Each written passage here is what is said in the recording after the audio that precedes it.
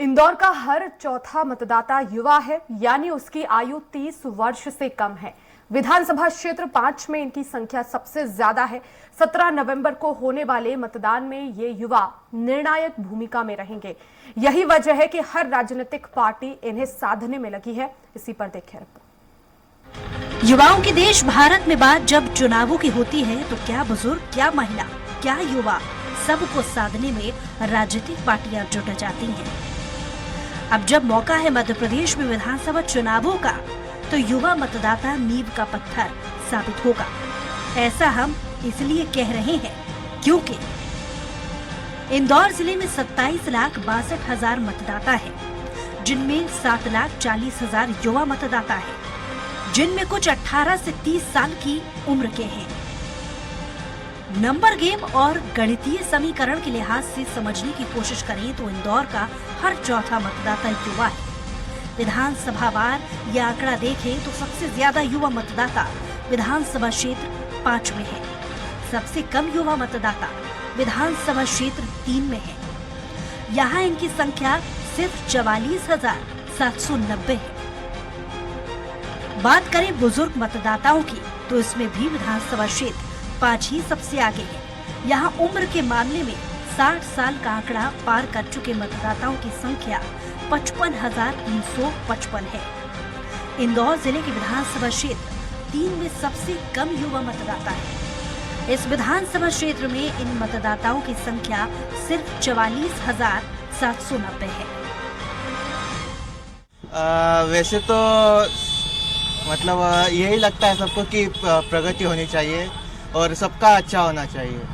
किस तरह से प्रगति होना चाहिए? जो सरकार है वो काम कर रही है?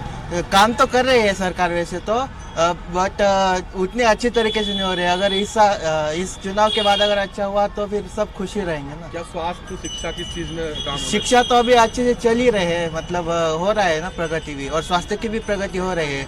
गरीब लोगों को फ्री में इलाज तो मिलता ही है अभी भी, तो आगे और अच्छा भी होगा। और सरकार इस तरह की होना चाहिए कि जैसे कि अभी स्टूडेंट लाइफ और अच्छी होना चाहिए। अभी वो कॉलेज वगैरह में फीस वगैरह भी काफ़ी महंगी है। अभी कुछ गरीब स्टूडेंट है जिसकी स्थिति खराब होने के कारण वो नहीं पढ़ पा रहे हैं, तो बहुत सारे थोड़ी बहुत स्टूडेंट की स्थिति देखी जाए।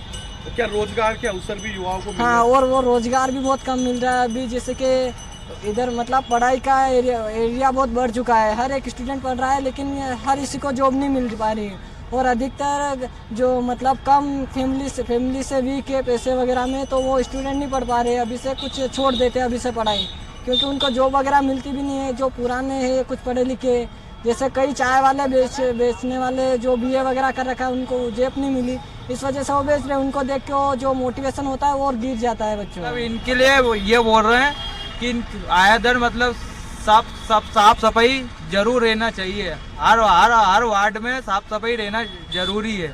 युवाओं के लिए क्या करना चाहिए? शिक्षा के लिए क्या करना चाहिए?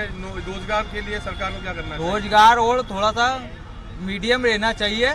इसके कारण ऐसे होना चाहिए जैसे कि वो हमको आगे सपोर्ट करें। ऐसा नहीं है कि 2-4 दिन के लिए आ गए सामने कि भैया ऐसा करेंगे ऐसा करेंगे। जब करना चाहिए एग्जैक्टली उनको, तो तब वो नहीं करते। एजुकेशन में उनको सपोर्ट करना चाहिए। जैसे हर इंसान अपने बच्चे को नहीं पढ़ा पा रहा है, तो उनको थोड़ा सपोर्टिव बन जाना चाहिए उस वक्त, क्योंकि हर बच्चा अपने लिए अच्छा एजुकेशन ले सके। इंदौर में युवा मतदाताओं की संख्या अधिक होने की वजह से दोनों ही प्रमुख राजनीतिक पार्टियां इन्हें अपनी तरफ आकर्षित करने का प्रयास कर रही हैं। युवाओं को पार्टी की विचारधारा से जोड़ने के लिए विशेष अभियान चलाए जा रहे हैं। पार्टियों को भी पता है कि एक बार विचारधारा बनने के बाद उसे बदलना आसान नहीं होता। यही वजह है कि पार्टियां अपनी युवा विंग को मजबूत करने में लगी हैं। हालांकि युवाओं को नेतृत्व सौंपने के मामले पर दोनों ही प्रमुख राजनीतिक पार्टियां कंजूसी बरत रही हैं।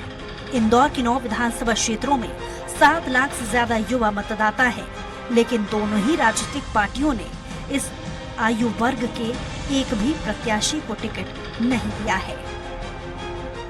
बिल्कुल, मतलब युवा मतदाताओं की संख्या इस बार जिस ढंग से बढ़ी है, और लगभग 20 से 25% युवा कुछ विधानसभाओं में तो बड़े हैं जो निर्णायक भूमिका भी अदा कर सकते हैं। तो मुझे लगता है कि जो युवा आज जब पहली बार वोट डालने आ रहे हैं या और पिछले नगर निगम चुनाव में उन्होंने वोट किया और इस बार फिर वो वोट डालने जा रहे हैं। तो मुझे लगता है उनकी एक बहुत बड़ी भूमिका उस चुनाव में होने वाली। बिल्कुल, विधानसभा 5 में एक तो सबसे बड़ी विधानसभा है और लगभग 4 लाख से ज़्यादा वोटर वहाँ है वहाँ पर, और उसमें अगर 1 लाख से ज़्यादा अगर वोट युवाओं के, तो 25% वोट युवाओं के हो जाते हैं।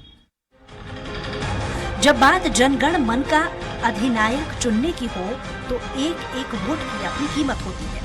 प्रत्याशी हो या फिर उनके समर्थक, उनका खास फोकस सिर्फ युवाओं को साधने में ही है। अब देखना दिलचस्प होगा कि युवाओं की संख्या में काफी आगे चल रहा है इंदौर, और इंदौर की युवा वोटर इंदौर के राजनीतिक गलियारों में संघर्ष कर रहे किन प्रत्याशियों को विधानसभा तक का सफर तय करवाते हैं, जिसके लिए आपको हमें और चुनावी रण में उतरे महारथियों को कम से कम 3 दिसंबर तक का इंतजार तो करना ही होगा।